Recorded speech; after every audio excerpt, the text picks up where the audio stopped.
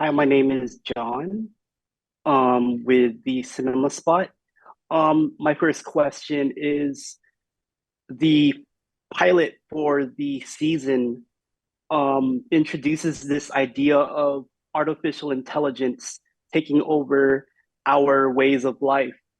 On that note, have the Writers Guild and SAG strikes last year affected how the story for Terminator Zero was told in any way?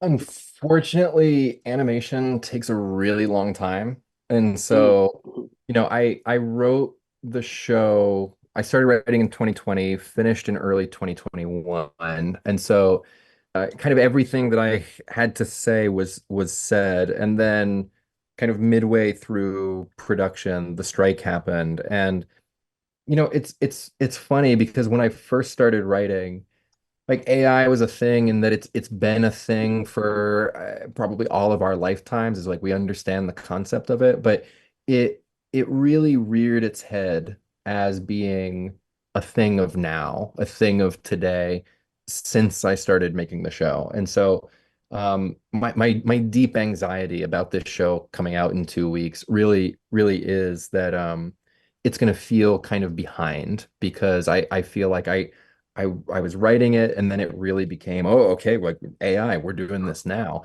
And I hope it feels relevant. I hope that the things that I have to say about it feel like they are of today because I know that in 5 years from now it's going to be like old. That feels old. So hopefully I'm right on time, but we'll see.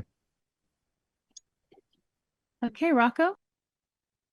All right, Matt. Thank you so much. The first I want to ask you is I grew up a big fan of the films, and I'm sure you watched the films too.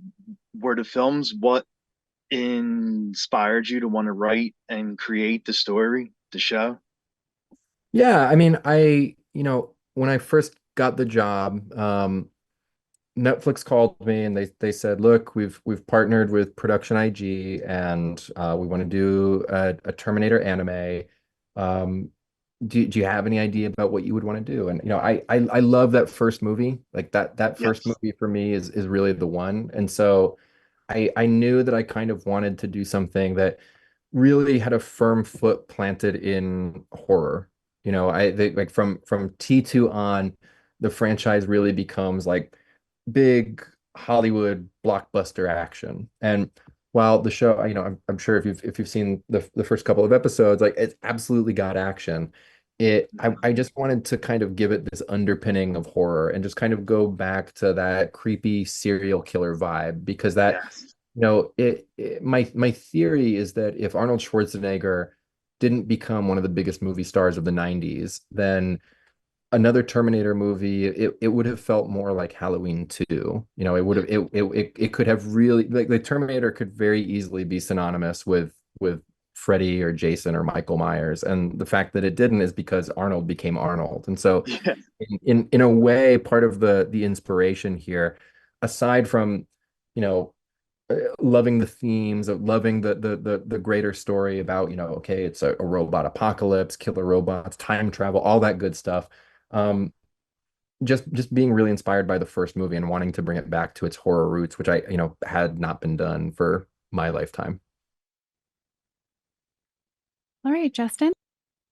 My question will be, one thing I really loved about this one is not only that we get a different perspective of pre-Judgment Day of how the rest of the world is looking at it and how it's doing. Was that more of just because it's anime based, or you just really wanted to show a different location on how the rest of the world is going to be dealing with the impending Judgment Day?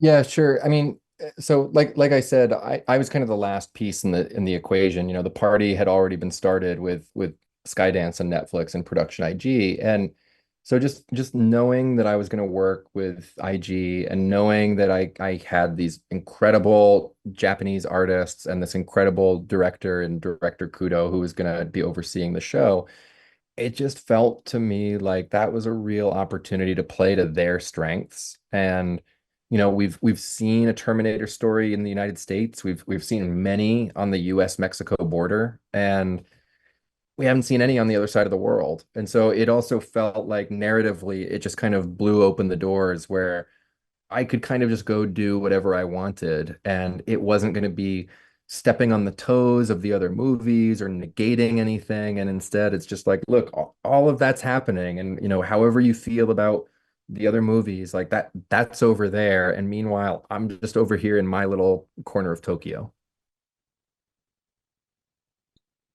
Okay, John.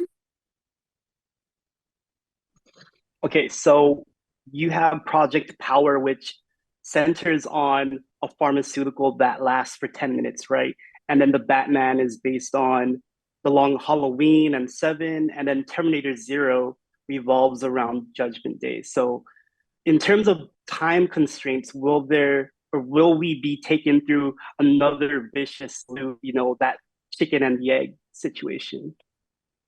Yeah, I mean, I think that it's a time travel story. And so, you kick off the story with the Prophet, who is, voiced by Ann Dowd in the English dub. And, she chooses Aiko and says to Aiko, like, you're the only person who can do this. And, for anybody who's looking at that there's a totally valid question of who's that person and why is she saying that? And is this the beginning, or are we in the middle of a loop? Like, what's going on here? And I think that um, season one doesn't occupy itself too much with time travel and the rules of time travel. There's a couple of things that happen in the back half of it where we get a little bit more into the rules and where we are in timelines and canon and all of that stuff. But what I would say is that if I have the opportunity to do more than one season, if I have the ability to really just kind of take this as far and as long as that I want to take it, then yeah, at a certain point, like you're fucking around with time, like that also has to be addressed in ways that feel fun and engaging and make you go, oh, like from episode one, like you get out a time machine, like there are consequences to that. It's, for me, I wanted to just start with kind of the hard-boiled and simple Terminator story, which is Terminator sent back in time to fuck somebody up and somebody else sent to stop that from happening. Just like kind of make it as simple and clear as possible. And then if I earn it, we'll get crazier. Okay, Rocco.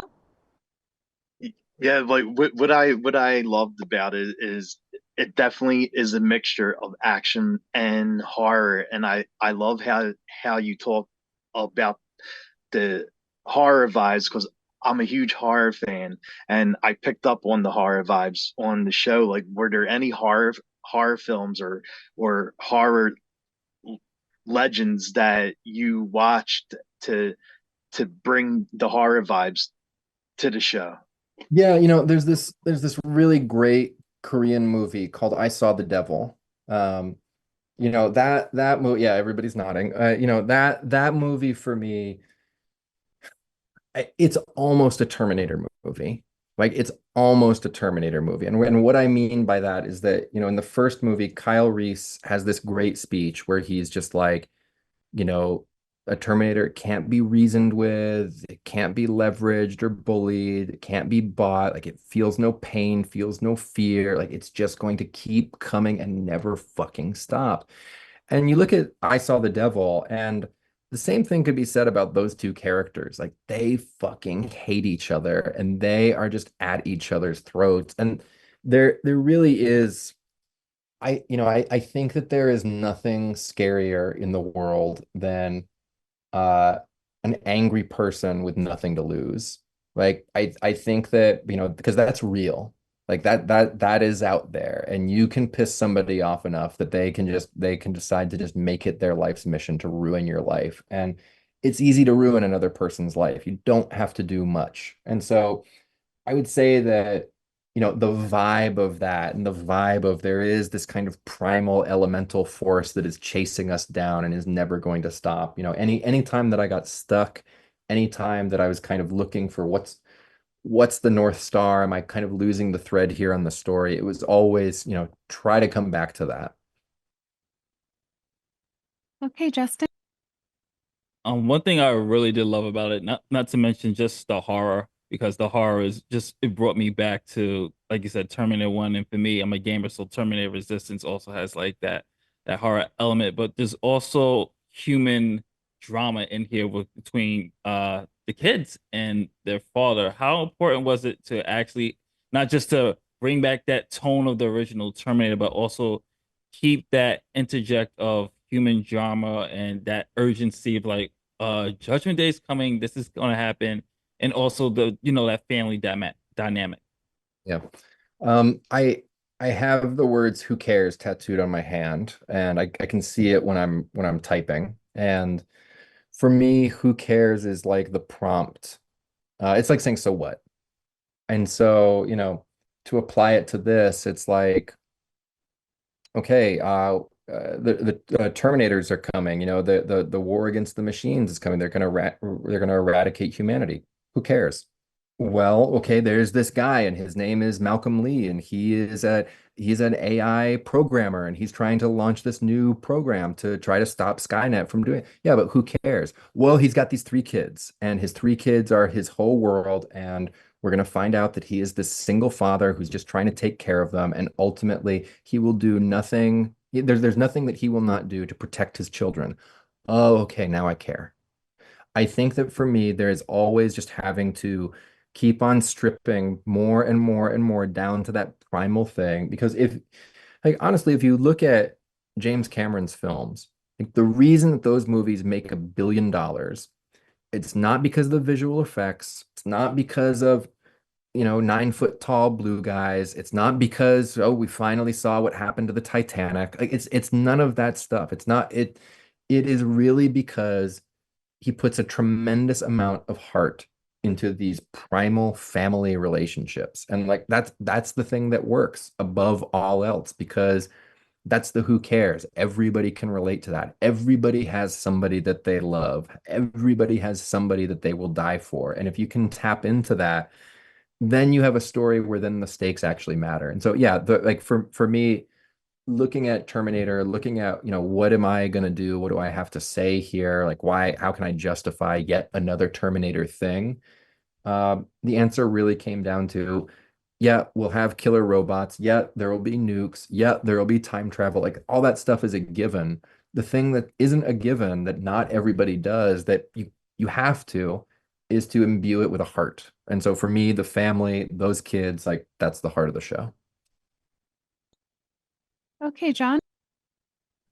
Okay, so Malcolm Lee has these conversations with another character about the effects of nuclear war around the world, and that ties back to this concept of human inventions. And with the Renaissance era, where Da Vinci gave us the blueprints for the machines that we'll have today. So um, there is a question that is posed about the Enlightenment and how we are supposed to establish some sort of coexistence or peace between species. So like, what compelled you to kind of um, have this theme that there's a whole family dynamic, but then like, how do you make Malcolm kind of wrestle with himself about the philosophy of things? Yeah, I mean, that Malcolm's wrestling with himself, but I'm wrestling with myself. Like, that's really what that Yeah. is. In that, um, I I don't want to write an 8 episode season that you get to the end and just go, oh, the moral of the story is technology bad, computers evil, bombs coming. It life is more complicated than that. People are more complicated than that. And so, um, I think that technology, computers, machines, like, they're tools or they're weapons or they are forces of evil and destruction. And they don't have to be one or the other. They can be both. And it just felt to me, we're in this time right now with, we already talked about AI and how that's become this whole big thing.